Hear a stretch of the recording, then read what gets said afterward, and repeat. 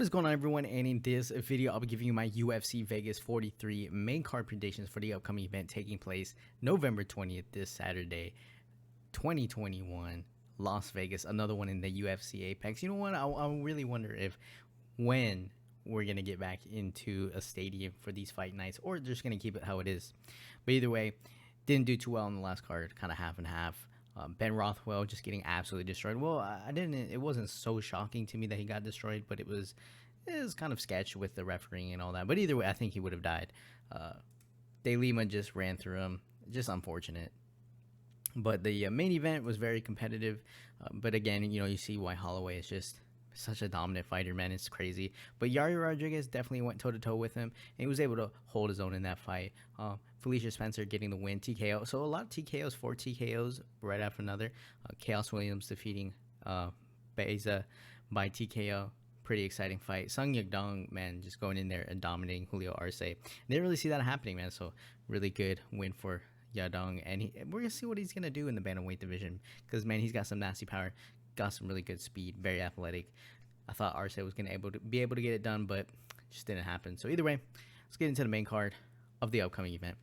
So in the first fight on the main card, we have Davy Dangerous Grant, and he'll be taking on Adrian Yanez. For Davy Grant, coming to this fight, 13 wins, 5 losses, coming off of a win over Marlon Vera, where he went toe-to-toe with Marlon Vera. Obviously, I think Vera got the better shots. He was able to tag him up a lot more, and he lost that fight via decision. He actually got it pretty badly rocked, I think, towards the end of that round of the fight. He held his own in there, but at the same time, he definitely didn't land the better strikes, right? So I guess you could say that Marlon Vera was just landing harder shots.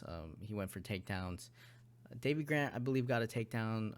Marlon Vera got 2 takedowns, and then Marlon Vera went for 3 submissions attempts. But yeah, Davy Grant, he was getting pieced up in that fight. But I would say for Davy Grant, probably in this fight, he's going to look for the takedowns. He's going to look to grapple with Adrian Yanez, because I think on the feet, he might have some success early. But with someone like Yanez, who is able to hang in there, really solid chin, really stay in there with the cardio, and not really give up, even when he's getting his ass beat. We saw in his last fight against, for Adrian Yanez, 14-3-0. 14 wins, 3 losses. In his last fight against Randy Costa, he was able to win that fight via TKO in round number 2. But in that fight, in the first round, he was kind of getting his ass beat. Costa was having a little bit better of the exchanges. But at the same time, Yanez was able to hang in there, even though he was getting pieced up, and come back in the second round and kind of fill him out. And once he started getting going, he was the one pressuring forward. He started ripping to the body, started ripping to the head, and he was able to finish him with a flurry of punches. I believe it was like a body shot, and then Costa crumbled. So in my opinion, I kind of see Grant going out here looking for takedowns. Maybe not early on looking for the takedowns. He does a lot of switching to land his combos. He has a really good power. He'll throw some spinning back kicks. But he's got to do something early on, right? And he's got to put him away. So if Grant goes out here, he lands some good shots early on, but he allows Yanez to survive. I really think that's where Yanez takes over this fight. I do think, though, Davy Grant, solid chin early on. He's going to be really dangerous. He can land some pretty nasty power shots. That we'll have to see, right? Maybe he puts away Yanez. But I think more likely Yanez is able to survive early on and just kind of outpace Davy Grant, and then start lighting him up towards that second and third round, and keep that high pace, getting into those wild exchanges, but at the same time landing to the body and not getting taken down. And I really think that's really how this is going to go. And it really depends on if Yanez is able to get if he gets taken down, that could be a problem. But I think he's able to have a good takedown defense in this one. Defend the takedowns and kind of piece him up over the course of 3 rounds. But I will say Davy Grant is pretty tough, so I don't think Yanez will finish him. But I do think it'll be a decision. So I'm going to go Adrian Yanez to defeat Davy Grant. I'll take it a win by a decision. Then move on into the second fight on the main card. We have Joanne Wood. Used to be Calderwood. She got married, so she changed it to Wood. I think that's kind of funny, though, because Joanne, Calderwood, dropped Calder, just have Wood. Okay. Versus Talia Santos. And Joanne Jojo Wood coming into this fight with 15 wins, 6 losses, taking on Santos, who's coming into this fight with 18 wins and 1 loss. For Wood, she's coming in with 6.75 strikes landed per minute, so she has a fairly high volume of strikes. Good takedown defense, 63% takedowns defended, 1.62 takedowns landed. I don't think she's going to be the stronger fighter in this fight against someone like Santos. like I said, 18 wins, 1 loss, coming off a win over Roxanne Modafferi. And then you have Wood coming off a split decision loss against Lauren Murphy. Santos against Roxanne Modafferi, I think she was just the stronger fighter in that one. Pretty much, I don't think it was anything more than that.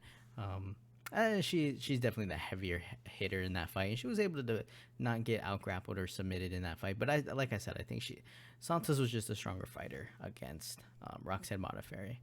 Now for Wood, I would say she's not going to be the stronger fighter in this fight, but she will probably be able to land some weird shots in there, sneaky shots. We've seen her land some spinning back fists out of nowhere. Probably going to be the more volume fighter in this fight. She's not going to be swinging wild hooks and stuff. When you look at Santos, she definitely lands some big power shots, but it's not the most technical. And she probably relies a little bit on her strength to get that fight to the ground and see what she can, press her opponent up against the fence. Santos lands some pretty solid leg kicks. She has 88% takedown defense, 2.6 takedowns landed per 15 minutes. So I do think Santos is probably going to try to land some strikes, get on the inside, get into the clinch, see if she can outwork her on the floor, and then obviously go for some ground and pound or look for a submission. Now, whether or not Wood's able to defend the takedowns is pretty much all this is going to be, and whether or not Wood eats some really big shots, Wood's going to have to just kind of outpace her, try to just find ways not to get tangled up against the fence and taken down. And then at the same time, Wood's going to have to land, for probably a more variety of strikes and not get into this wild brawl with someone who has power like Santos. So, yeah, I think Santos is just going to be the stronger fighter. I think that's really the downside. And I think if she takes her down and gets her into an advantageous position, I think she starts landing ground and pound. Wood's not going to like that. Santos might look for a submission. It's just not going to be – I just don't think it'll be a good round if Wood starts to get tagged up early, because Santos can definitely hit hard. And, Wood's probably going to be technical here and try to land more a wider variety of striking. But she's got to stay on the outside and not just brawl with her, because it's just not going to go well. Santos lands some pretty big shots, maybe put Wood down, and then go for something on the floor. So I think Santos is going to win this one. I think she's going to be the bigger, stronger fighter. So I'm going to go with Santos to defeat Wood. I'll take her to win by decision. Move on into the next fight. And you would think Ronnie Yaya coming in this fight 27-10 in 1 no contest with a win over Ray Rodriguez in his last fight via submission in round number 2. Classic performance by him. Take him down, get the submission.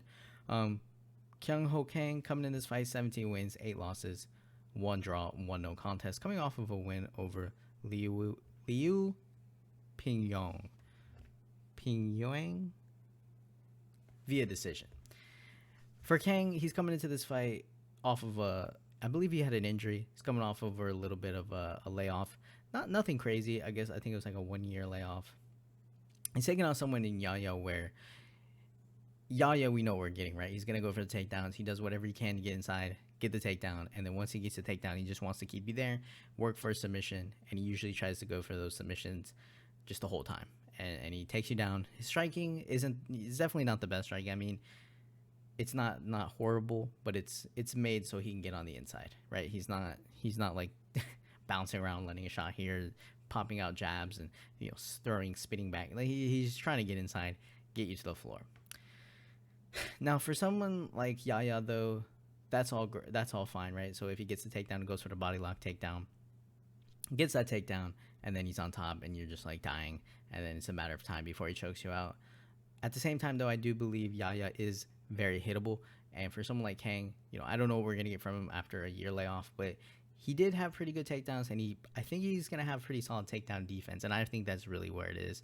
So if he's able to defend a takedown, and he's able to land some strikes on the feet, maybe he goes for a knee when Yaya goes in for a takedown, I think he really hurt him here. I'm interested to see what Kang can do. I don't think, he doesn't seem like one of these guys that's like, oh yeah, he's gonna get ran over, right? He's gonna get taken down.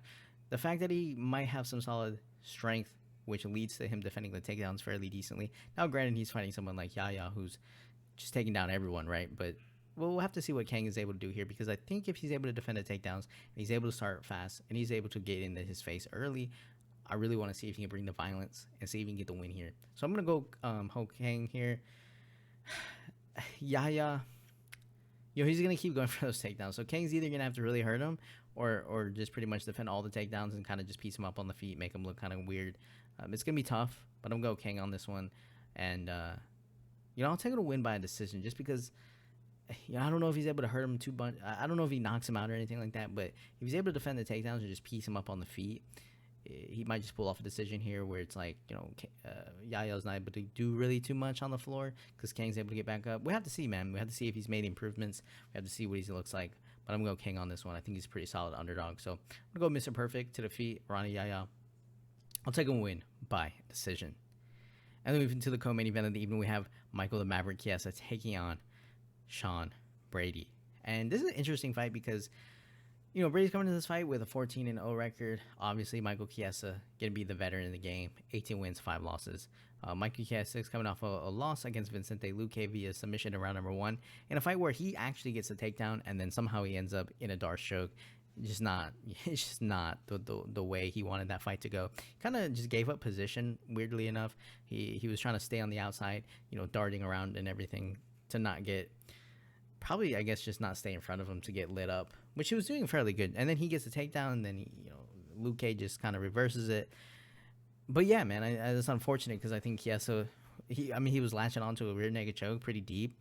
And just unfortunately, Luque was able to get out of it. But, against other guys, he probably would have been able to just submit him. So Chiesa is very dangerous, man. He's not a guy you want on your back. He's not a guy you want to just be on the floor with because he's going to look to choke you out. He's a long, lengthy guy. He's going to climb all over you, and he's really going to try to go into this fight. And he looks much better at welterweight. He's not cutting all that weight. Especially for a guy's size and all that, lengthy kind of guy. 170 is definitely the weight for him. Constantly circling, constantly looking for the takedown. Again, his striking is definitely not Yaya striking, but it is not the best. But at the same time, I would say it's improving. He's got a pretty good left straight, pretty good hands. Definitely, he can hurt you. I mean, let's not say that he can't hurt you on the feet. But when he gets you on the floor, constantly transitioning, trying to sink in the hooks. I mean, this dude, and he's got, for all the grappling that he's able to do, all the backpacking, all that, he definitely has the cardio to go with it. So, yeah, you're not a guy you want to be going 3 rounds with. And if you're gassing out, it's just not going to be good for you. Now, for Sean Brady, more strikes landed per minute, 4.72 strikes landed per minute. 100% takedown defense, but I don't know how accurate that is for Sean Brady because I don't know how many people have even, tried to take him down. I think it is pretty decent, though. Yeah. Because against Court McGee, he defended 6 takedowns. Okay, and then against so he's definitely defended some takedowns. Now, granted, he's not been trying to take down by someone like Mike Chiesa, who's obviously a veteran in the game. But either way, he's definitely defended some takedowns. So we have to see there. And I think for him, his striking on the feet, the one thing I would be worried about here is if he lands one of these big power shots, if he's able to hurt Chiesa, and then Chiesa dives in for a takedown, and then Brady's not necessarily a slouch on the floor either. He's coming off a win over Jake Matthews via submission in round number 3. Yeah, Jake Matthews isn't Mike Chiesa, though, so I just really think it's going to be a battle of whether or not Mike Chiesa throws the fight, in the sense of where he takes down Vicente Luque, he's doing everything right, about to choke him out, and just kind of gets reversed, and then he ends up on the that's kind of what I see happening if Chiesa loses. I don't really see him getting knocked down. I think he's able to implement his game, get in those grappling exchanges, and just snake him. For Brady, though, he's got to hurt him on the feet, and then, like I said, maybe there's a little tussle, maybe there's a little transition that goes wrong for Chiesa, and next thing you know, Brady's on top, he's able to land submission or start ground pounding him or something. That could be a thing, but I do think Chiesa, man, he's tough. He's a tough guy to beat, and like I said, against Luque, I mean, he almost had him, and then he kind of just gave up position, and that was the fight. But I mean, if he would have won that fight, he wouldn't be fighting Sean Brady. So we have to see. Chiesa has to stay safe here. Definitely Sean Brady undefeated, coming here with a lot of good hype, good power on the feet. And like I said, he has pretty good strength when he's on top. So we have to see here, man. But I just think Chiesa is such a dangerous guy. And if he's able to get one of these, if he's able to get a limb, he's able to get the backpack or anything like that, I don't think Brady's getting out of it. I think it's pretty quick. So I'm going to go Mike Chiesa on this one to defeat Sean Brady. I'm going to take him to win by submission in round number 1 to get back into the win column. Then move on into the main event of the evening, and we have Ketlin Phenomenal Vieira taking on Miesha Cupcake Tate. 11-2 for Vieira, 19-7 for Tate. Pretty straightforward fight as far as breaking it down. For Vieira, probably going to be, her striking is, again, it's not really good. She probably has power in her striking. You can see that when you watch her fights. But as far as being technical, she kind of just marches forward and just tries to land some big shots, but they're not put together well. It's not like she's setting them up. She's trying to use brute force. She's probably going to be going for takedowns. Interested to see if Tate's able to defend it. I do think Tate will be able to defend it, just because Tate's probably going to have the better technical striking. She's not going to just like brawl with her or anything like that. She's going to try to, jab her in her way into the inside. She might even go for takedowns. And I just think the pace, as far as like over 5 rounds, I think Tate's going to be able to put on more of a pace. She's going to land the better strikes. She's going to go for the leg kicks. She's not going to just try to like punch her way into the clinch and then, go for a takedown. Now, granted, she could do that, but I just think Tate's going to fight a little bit more technical here. And Tate's obviously dangerous on the floor as well. She's coming off a win over Marion Reneau via round 3 KO TKO. Very impressive fight. She took some good shots in that fight, but she was also able to dominate the grappling game, and she was just landing the better strikes. And then on the floor, she can be very dangerous on the floor. So against someone like Vieira, I would say for Vieira, she's got to hope that one of those big shots lands early and is able to throw off Tate's game and maybe go for a takedown, look for a submission or something like that, ground and pound. But I think more than likely Tate's able to not get rocked, right, and start brawling with her within the first minute and kind of just piece her up, land better strikes, kind of outpace her, get her to work harder, drain her cardio, and you have Tate going in there. Now, Vieira, tough fighter, so I don't know if Tate's able to get a finish. I would assume, though, if Tate's able to beat her up for 4 rounds, that she'd probably get a late finish via submission, maybe a KO TKO on the ground and pound kind of thing. But I do think Vieira's tough. Both, I think, aren't going to have like the easiest time of getting each other on the floor, at least early on when they're not gassed out. So I think Miesha Tate will be able to work her striking in the throughout that fight, land the higher volume, and not just brawl and land those kind of strikes. So I'm going to go Miesha Tate on this one. Vieira's tough, so I'll take her to win. Miesha Tate to win by decision. So that'll do it, guys, for my UFC Vegas 43 main card predictions. Another pretty solid fight night, right? Maybe the main event, not the best fight. Co-main event's pretty exciting. Ronnie Yaya versus Kang, pretty good. Wood versus Santos, maybe not the best. And then Davey Grant versus Yana is pretty solid fight. So we'll have to see, right? The women's fights, it's hard for the women's fights, man, because we know who the champions are, and it's just hard to think about. It's just hard to see like anyone coming close to beating Amanda Nunes or Valentina Shevchenko. Unfortunate.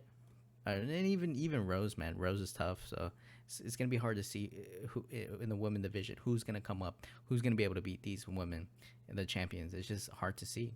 But either way, thank you guys for watching. Leave your comments down below. Tell me who you're picking. Hit the like button if you want to. Hit subscribe if you want to. And I'll see you guys in the next video.